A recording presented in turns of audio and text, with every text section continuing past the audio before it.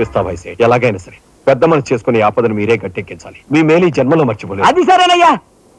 బీది తమ్ముడు కలెక్టర్ చదువు పూర్తి అవ్వాలంటే నీకు 25,000 కావాలి. కానీ ఏం చూసి ఇమ్మంటావు? ఉన్న ఇల్లు కాస్త తనఖా పెట్టావు. ఇప్పుడేం తనఖా పెడతావు? కాబోయే మీ తమ్ముడు కలెక్టర్గిరి తనఖా పెడతావా?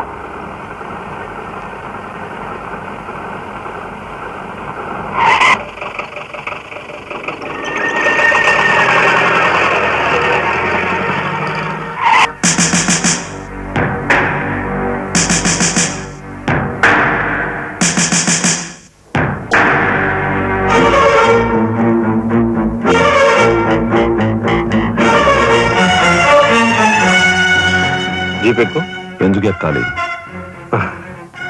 It's my request. నీకు చిన్న పని ఉంది. కమాన్.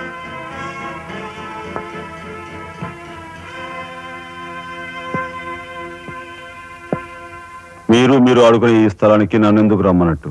ఈ ఆటకి మన జీవితానికి చాలా దగ్గర సంబంధం ఉంది కాబట్టి. ఈ రెడ్ బాల్స్ ఉన్నాయి చూసావు, ఇవి మామూలు జనం అన్నమాట. ఇక ఈ pink, blue, black, yellow, brown, green ఇవన్నీ సిటీలో కాస్త పలుకుబడి ఉన్న వ్యక్తులు. ఇకపోతే ఈ వైట్ బాల్ నేనన్నమాట. ఇందులో ఏ బాల్ నైనా కదిలించే కెపాసిటీ, కావాలనుకున్న కార్నర్లోకి తోసేసే కెపాసిటీ ఈ తెల్ల బంతికి ఉందన్నమాట. అంటే నాకు. దీన్ని తెల్ల బాలు అంటారు, క్యూ బాల్ అంటారు. ఓహో, ఓసారి క్యూ ఇటిస్తారా? దగ్గరగానే ఉందిగా, తీసుకో. నేను అడిగింది ఆ క్యూని. నువ్వట.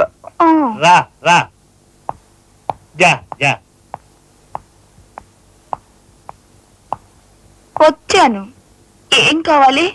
నేను అడిగింది ఈ క్యూని, నిన్ను కాదు. ఎంతో శక్తివంతమైన ఈ క్యూ బాల్ ను సైతం కదిలించే శక్తి ఈ క్యూకుంది. అంటే నేను ఈ క్యూ లాంటి వాడిని. నీ తసారావులో పడ్డు ఎస్పీ మా బలెంటోని తెచ్చావయ్యా. నాకు నచ్చాడు. సర్లే, మంచి కెపాసిటీ ఉన్న క్యాండిడేట్. కళ్ళు మూసుకుని ఉద్యోగం ఇచ్చేయచ్చు. చూడబాయ్, నేను చెప్పే ప్రతి పనికి ఓ రేట్ ఉంటుంది, ఫిక్స్డ్ రేట్. ఎవరి కష్టాతీతం ఉంచుకోరు. Spot payment. ఫైటింగ్ కి వెళ్ళావనుకో 1000 రూపీస్.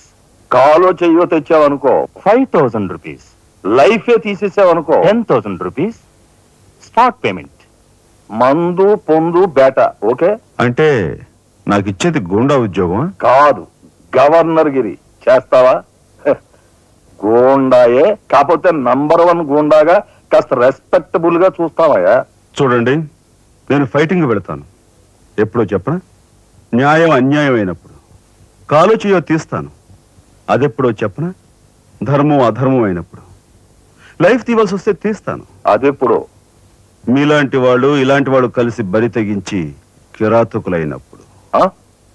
వారిని తసారావుల బొడ్డు బాలేంటోడే బాబు. వీడు ఇంటి మొగుడికి ఎక్కువ, రంకు మొగుడికి తక్కువ అన్నట్టున్నాడు. నాకేం నచ్చలేదు, మనకేం అక్కర్లేదు. నాకు అసలు నచ్చలేదు. ఏమిటయ్యా ఇది? మంచి చట్ట లేకుండా.